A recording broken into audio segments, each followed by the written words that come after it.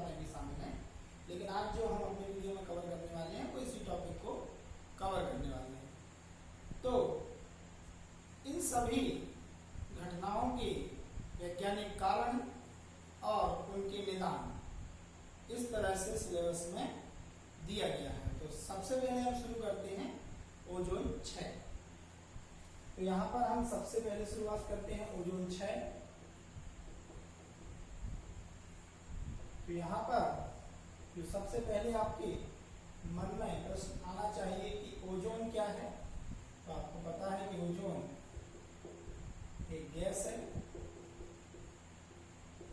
और यह ऑक्सीजन का ही एक रूप है। जिस तरह से O2 ऑक्सीजन है, ऑक्सीजन गैस है, ऐसे ही ओजोन है O3। ओजोन का जो फार्मूला है वो क्या है, O3। अब ये ओजोन किस तरह से हमारे लिए फायदेमंद है, तो आपको मैं बता देना चाहूंगा कि वायुमंडल का जो सबसे पहली परत है उसे हम क्षोभ मंडल कहते हैं। वायुमंडल की सबसे पहली परत जो है वह क्षोभ मंडल है और उसके ऊपरी सीमा को हम क्षोभ सीमा कहते हैं।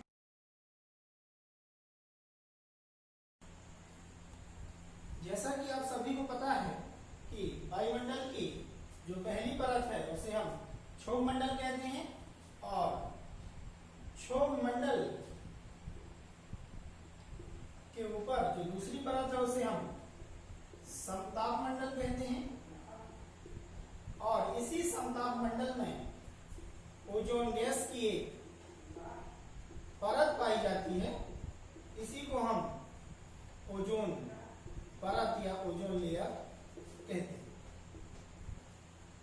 और यह ओजोन लेयर किस तरह से लाभदायक है। ओजोन लेयर दरअसल सूर्य से आने वाले विकिरण में जो पराबैंगनी यानी कि अल्ट्रावायलेट विकिरण या अल्ट्रावायलेट रेडिएशन, उसे ओजोन परत जो है पृथ्वी की सतह तक आने से रोकती है।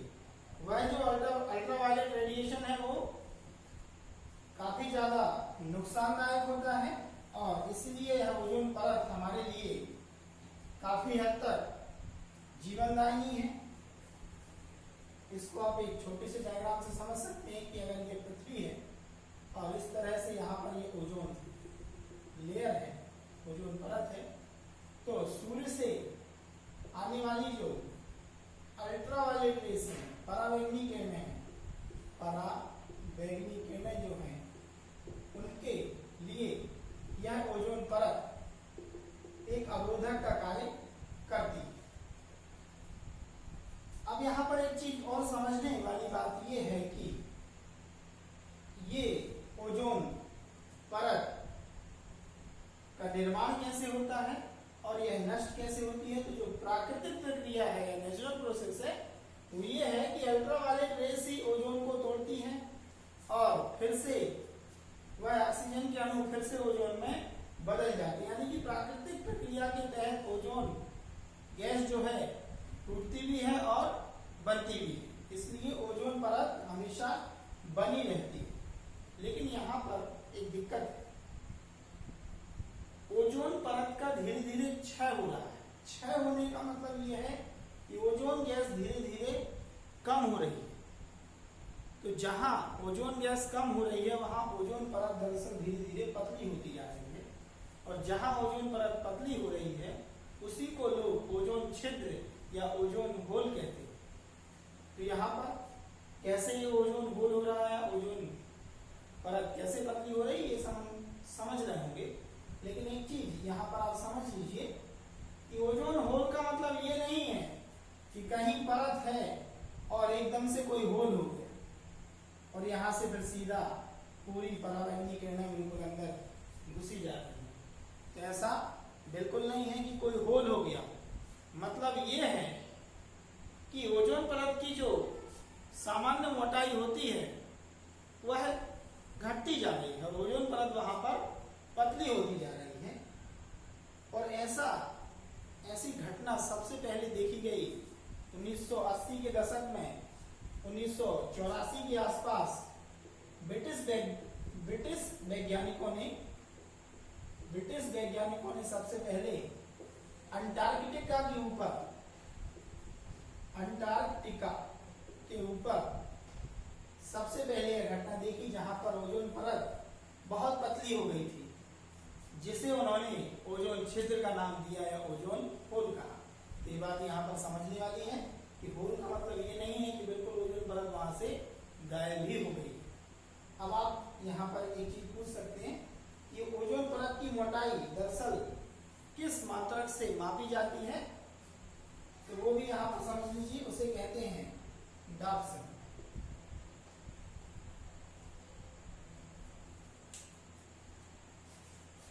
तो यहाँ पर आप समझ गए होंगे कि ओजोन परत पतली हो रही है और सबसे पहले ब्रिटिश वैज्ञानिकों ने उसे देखा अंटार्कटिका के ऊपर, जिसे ओजोन होल का नाम दिया गया। अब यहाँ पर समझने वाली बात यह है कि आखिर यह होल या ये परत, इसकी मोटाई कम क्यों हो रही है और किस तरह से ओजोन यहाँ पर क्षरित हो रही है। तो यहाँ पर समझ लेते हैं कि कैसे ओजोन क्षरण हो रहा है।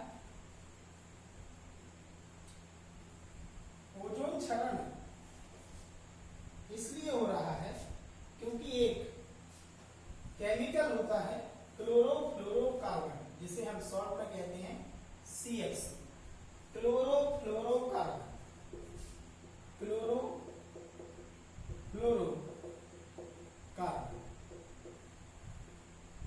इसी का एक और नाम चलता है, कहीं कहीं एरोसॉल भी लिखा होता है, तो ये बात ध्यान रखिएगा।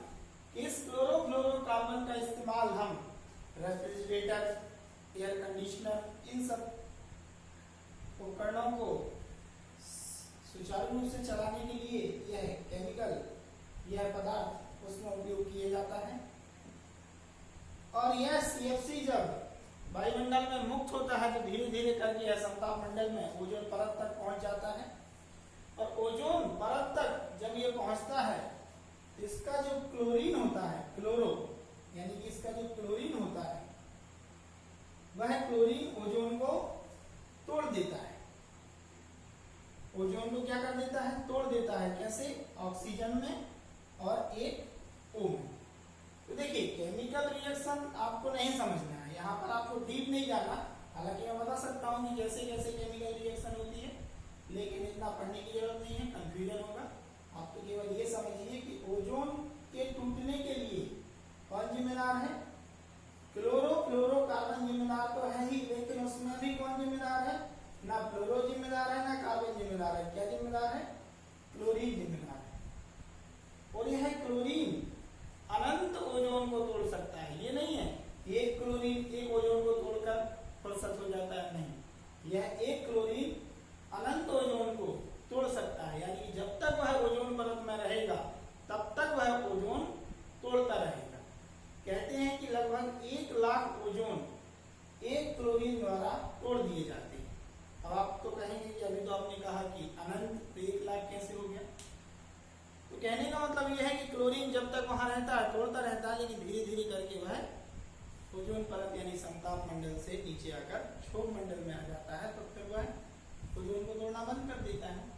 तो यहाँ पर आप ये समझ गए होंगे कि आखिर ओजोन परत यानी कि ओजोन का विघटन कैसे हो रहा है। जब ओजोन का विघटन होगा तो फिर ओजोन परत की मोटाई धीरे धीरे कम होती जाएगी। अब यहाँ पर समझने वाली बात यह है कि जब 1984 में पहली बार ओजोन होल को देख लिया गया, हालांकि आगे चलकर नासा ने उसकी विस्तृत व्याख्या की, तो फिर अब चिंता होने लगी कि आखिर ये अल्ट्रावायलेट रेडिएशन अगर पृथ्वी तक पहुंचने लगेगा। देखिए, जब अंटार्कटिका पर पहुंचने लगा तो वहां की बर्फ पिघलने लगी, लेकिन यह चिंता शुरू हो गई कि अगर यहाँ पर भी ओजोन होल हो जाता है, मान लीजिए यहाँ मानव बस्तियां हैं, तो फिर सीधा अल्ट्रावायलेट रेडिएशन यानी कि पराबैंगनी किरणें जो हैं वो सीधे मानव शरीर तक आएंगी, तो मानव त्वचा कैंसर से ग्रस्त हो सकती है। इसलिए यहाँ पर यह चिंता होने लगी कि कैसे भी करके इस ओजोन क्षरण को रोका जाना चाहिए। तो 1987 में 16 सितंबर 1987 में कनाडा के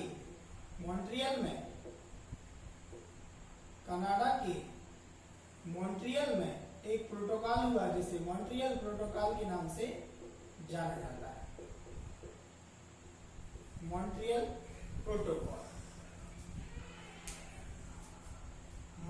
प्रोटोकॉल ओजोन संरक्षण के लिए रिस्पॉन्सिबल है, या ये कह सकते हैं कि यह प्रोटोकॉल इसलिए किया गया ताकि ओजोन संरक्षण किया जा सके।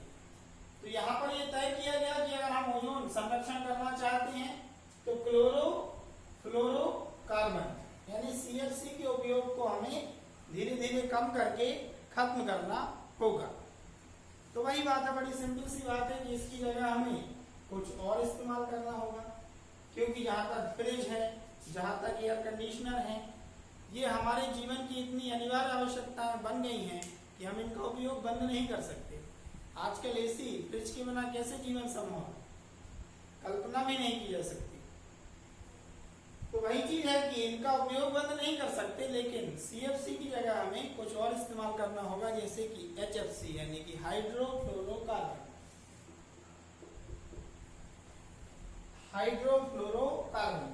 तो अभी मैंने बताया कि ओजोन क्षरण के लिए CFC में क्या जिम्मेदार है, क्लोरीन।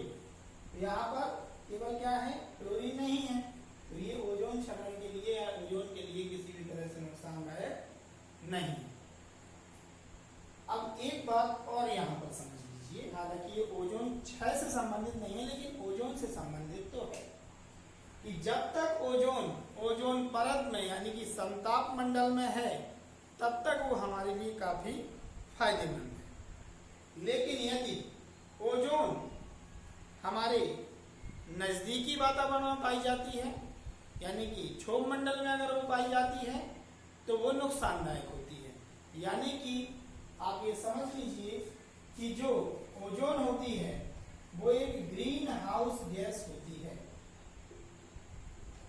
अब ये ग्रीन हाउस गैस क्या है और इसका क्या प्रभाव पड़ता है पर्यावरण पर, ये सब हम अलग से पढ़ रहे होंगे, क्योंकि इसी टॉपिक के आगे, ओजोन क्षय के आगे अम्ल वर्षा के बाद ग्लोबल वार्मिंग, उसके बाद ग्रीन हाउस प्रभाव। तो ग्रीन हाउस प्रभाव जब हम पढ़ रहे होंगे तब मैं बताऊंगा कि आखिर ग्रीन हाउस गैसों का क्या प्रभाव पड़ता है। यहाँ आप ये समझ लीजिए कि अगर ओजोन समताप मंडल में है तो वह बहुत फायदेमंद है, लेकिन यदि ओजोन क्षोभ मंडल में है तो वह एक ग्रीन हाउस गैस है, जिसके कारण ग्रीन हाउस प्रभाव उत्पन्न होता है। तो हम ये पढ़ेंगे अपने आने वाले वीडियोस में। तो जैसा कि 16 सितंबर 1987 में कनाडा के मॉन्ट्रियल में यह मॉन्ट्रियल प्रोटोकॉल संपन्न हो रहा है, और यह मॉन्ट्रियल प्रोटोकॉल का मतलब है समझौता। विभिन्न देशों के बीच एक बैठक हुई और विभिन्न देशों के बीच यह समझौता हुआ, जिसे मॉन्ट्रियल प्रोटोकॉल के नाम से जाना जाता है कि हमें ओजोन का संरक्षण करना है। इसीलिए इसी 16 सितंबर को ओजोन दिवस मनाया जाता है।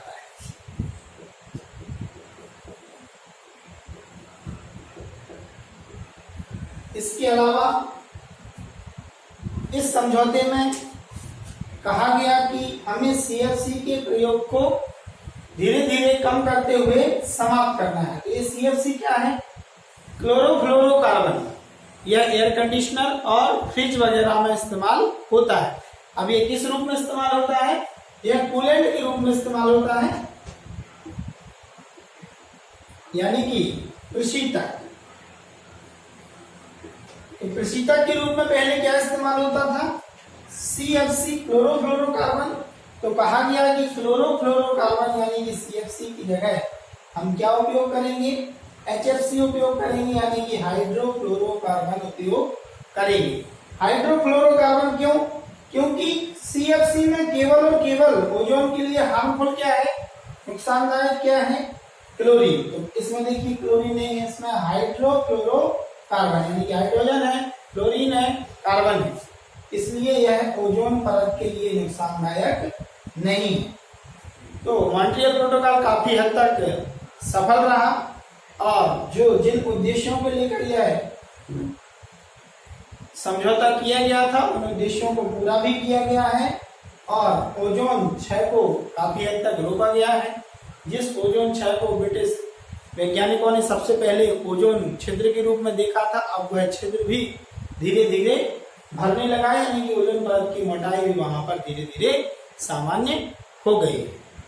तो हमने इस टॉपिक के अंतर्गत जो पढ़ा उसे हम क्विक रिवीजन के तौर पर देख लेते हैं कि सबसे पहले ओजोन, जिसका फॉर्मूला O3, और ओजोन परत जो है वो समताप मंडल के अंतर्गत पाई जाती है, और यदि ओजोन समताप मंडल में न होकर क्षोभ मंडल में हो तो वह एक ग्रीन हाउस गैस है जो कि काफी नुकसानदायक है। ओजोन परत को मापने की इकाई हमने पढ़ा डाल्सन है। ओजोन परत का कार्य जो है वो सूर्य से आने वाली पराबैंगनी किरणों को धरती तक आने से रोकना है। सबसे पहले ओजोन छिद्र हमने देखा कि सबसे पहले ओजोन छिद्र ब्रिटिश वैज्ञानिकों के द्वारा अंटार्कटिका के ऊपर 1984 में देखा गया, और 1984 में जब ये छिद्र देखा गया तो फिर सभी को चिंता हुई, तो मॉन्ट्रियल प्रोटोकॉल हो गया।